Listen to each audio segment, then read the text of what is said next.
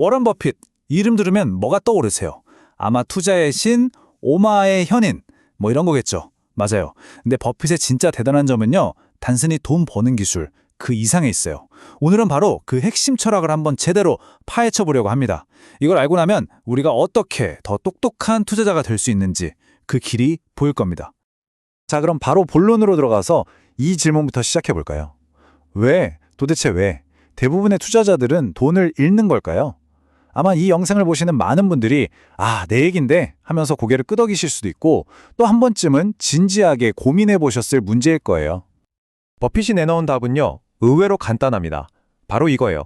우리가 애초에 잘못된 게임을 하고 있다는 겁니다. 이길 수 없게 판이 짜여진 게임에 열심히 참여하고 있었던 거죠.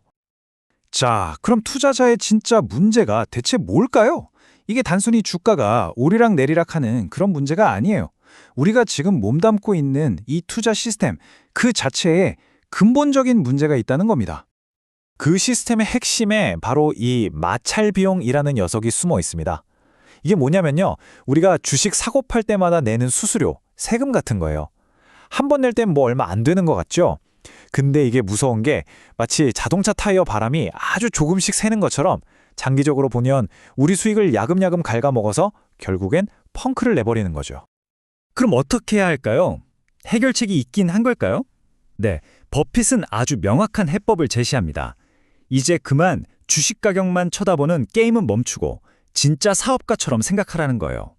이 관점의 전환, 이게 모든 것의 시작입니다. 자, 버핏이 직접 한 말을 한번 들어보세요. 찰리와 나는 주식을 그냥 종이 쪼가리가 아니라 회사의 일부를 소유하는 거라고 생각한다. 바로 이겁니다. 우리가 사는 주식이 모니터 화면에 깜빡이는 코드 몇 개가 아니라 실제로 사람들이 일하고 물건을 만들어 파는 사업의 한 조각이라는 거죠. 이 생각부터 시작해야 합니다. 그러니까 중요한 건 뭐겠어요? 오늘 주가가 1% 올랐냐 2% 떨어졌냐가 아니에요. 내가 지분을 가진 이 사업이 돈을 잘 벌고 있느냐, 앞으로도 잘 성장할 거냐, 바로 실적이죠. 사업이 잘 되면 내 자산은 알아서 따라 크는 거니까요. 매일매일 시장 뉴스에 일희일비할 필요가 전혀 없는 겁니다. 자, 그럼 우리 투자자들을 괴롭히는 진짜 적은 누구일까요? 많은 사람들이 막 주가가 폭락하는 시장이라고 생각하잖아요. 근데 버핏은 아니라고 해요. 진짜 적은 따로 있다고요. 그건 바로 아까 말했던 보이지 않는 비용, 그리고 우리 마음속에서 요동치는 감정입니다. 버핏이 이걸 설명하기 위해 아주 기가 막힌 비유를 하나 들었는데요. 바로 고트락스 가문 이야기입니다. 한번 들어보세요. 어떤 부자 가문이 있는데 이 가문이 미국에 있는 모든 기업을 다 소유하고 있었어요. 당연히 기업들이 돈을 버니까 가문은 점점 더 부자가 됐겠죠. 그런데 어느 날 조력자라고 불리는 사람들이 나타납니다.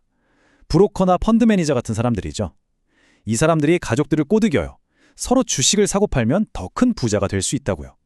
자, 어떻게 됐을까요? 가족들은 열심히 주식을 사고 팝니다. 근데 가문 전체가 소유한 기업의 총량은 변함이 없죠? 변한 건 딱 하나. 거래할 때마다 조력자들에게 수수료를 줬다는 거예요. 결국 가문의 부는 점점 줄어서 조력자들의 주머니로 들어가는 그런 아이러니한 상황이 벌어진 거죠. 이 고트락스 가문 이야기의 교훈을 버핏이 아주 위트 있게 표현했는데요. 마치 뉴턴의 제4법칙이라도 되는 것처럼 이렇게 말했죠. 투자자 전체로 보면 움직임이 많아질수록 수익은 줄어든다. 가만히 있으면 중간이라도 가는데 자꾸 샀다 팔았다 움직이면 오히려 손해라는 겁니다. 자, 비용이라는 적에 이어서 감정이라는 적을 다루기 위해 버핏이 또 하나의 엄청난 캐릭터를 만들어냅니다. 바로 미스터 마켓이에요. 시장을 의인화한 거죠. 이 미스터 마켓은요, 아주 감정 기복이 심한 조울증 환자 같은 이웃이에요. 어떤 날은 엄청 신나서 자기가 가진 농장, 그러니까 기업이죠. 이걸 터무니없는 비싼 값에 사라고 소리치고 또 어떤 날은 세상이 망할 것처럼 절망에 빠져서 아주 헐값에 팔겠다고 울부짖죠. 자, 이런 이웃을 어떻게 대해야 할까요? 간단합니다. 그가 미쳐 날뛸 땐 그냥 무시하고 그가 공포에 질려 헐값에 내놓을 때 덥석 사면 되는 거예요. 시장의 감정에 휩쓸리는 게 아니라 오히려 그 감정을 역이용하는 거죠. 좋아요. 그럼 알겠습니다. 사업가처럼 생각하고 비용을 줄이고 감정을 다스려야 한다는 건 알겠는데 애초에 어떤 사업, 어떤 기업을 사야 하는 걸까요? 버핏이 평생을 바쳐 찾아 헤맨 위대한 기업의 비밀, 지금부터 한번 들여다보겠습니다. 그 비밀의 핵심은 바로 이 단어에 있습니다. 경제적 해자. 옛날에 성주위에 파놓은 연못, 해자 아시죠?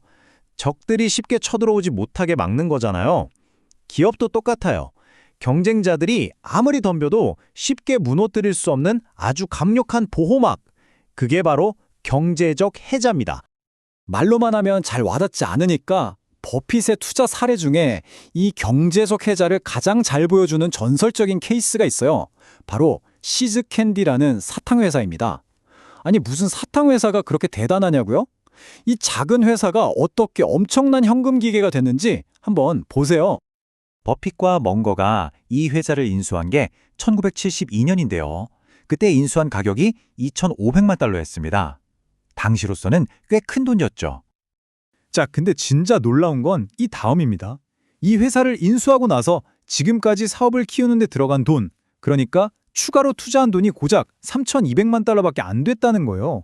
이게 무슨 뜻이냐면 돈을 계속 쏟아붓지 않아도 회사가 알아서 잘 성장하고 돈을 벌어들였다는 거죠. 이게 바로 진짜 좋은 기업의 증거입니다. 그럼 그 결과는 어땠을까요? 믿기지 않으실 수도 있는데 그렇게 해서 버크셔가 시즈캔디로부터 벌어들인 돈이 세금 떼기 전 기준으로 무려 13억 5천만 달러가 넘습니다. 네, 단위가 억 달러예요. 처음 투자한 돈이랑 추가로 들어간 돈 다 합쳐도 6천만 달러가 안 되는데 그 20배가 넘는 돈을 벌어들인 거죠. 이게 바로 경제적 해자가 가진 힘의 실체입니다. 와, 시즈캔디 대단하죠? 근데 솔직히 우리 같은 일반인이 저런 회사를 찾아서 분석하고 투자하는 게 쉽지는 않잖아요. 버핏도 그 점을 아주 잘 알고 있어요. 그래서 우리처럼 바쁘고 전문 지식이 없는 사람들을 위해서 아주 간단하면서도 정말 강력한 대안을 하나 제시했습니다. 자, 그걸 이해하려면 먼저 버핏이 자산을 어떻게 나누는지 봐야 해요. 크게 세 가지 바구니가 있다고 생각하시면 됩니다. 첫 번째 바구니는 은행 예금이나 채권처럼 그냥 돈으로 되어 있는 자산이에요. 이건 안전해 보이지만 인플레이션 때문에 시간이 갈수록 구매력이 떨어지죠. 가치가 녹아내리는 거예요. 두 번째 바구니는 금이나 튤립 같은 거예요. 이건 스스로 뭘 만들어내지 못해요. 그냥 다음 사람이 나보다 비싸게 사주길 바랄 뿐이죠. 그리고 마지막 세 번째 바구니, 이게 버핏이 가장 사랑하는 건데요. 바로 기업, 농장, 부동산처럼 스스로 계속해서 가치와 결과물을 만들어내는 생산적인 자산입니다. 장기적으로 우리의 부를 키워주는 건 바로 이 세 번째 바구니라는 거죠. 그래서 우리 같은 대부분의 사람들을 위한 버핏의 조언은 진짜 심플하고 명쾌합니다. 괜히 어떤 주식이 대박 날까 끙끙대면서 고르려고 애쓰지 마세요. 그냥 미국 경제 전체를 대표하는 S&P 500 지수를 따라가는 저비용 인덱스 펀드를 사라는 겁니다. 그리고 그냥 꾸준히 오랫동안 묻어두는 거예요.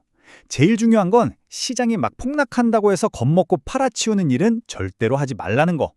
경제학자나 전문가들이 뭐라고 예측하든 그냥 무시하세요. 이것만 지키면 된다는 겁니다. 그리고 이 모든 전략의 바탕에는 버핏의 아주 굳건한 믿음이 깔려 있습니다. 바로 이거죠. 미국의 가장 좋은 날은 아직 오지 않았다. 이건 그냥 맹목적인 믿음이 아니에요. 지난 수백 년의 역사를 돌이켜보면 수많은 위기에도 불구하고 인류는 계속 발전해왔고 경제는 성장해왔잖아요. 그 큰 흐름에 베팅하는 것이 결국에는 항상 이기는 전략이었다는 아주 이성적인 낙관주의인 셈입니다. 자, 오늘 긴 이야기의 마무리는 이 질문으로 하고 싶습니다. 여러분은 지금 무엇에 집중하고 계신가요? 매일, 매 순간 깜빡이는 숫자인 가격인가요? 아니면 그 숫자의 뒤에 있는 묵묵히 돈을 벌고 있는 사업의 진짜 가치인가요? 이 질문에 스스로 어떻게 답하느냐에 따라 여러분의 투자 인생이 완전히 달라질 겁니다.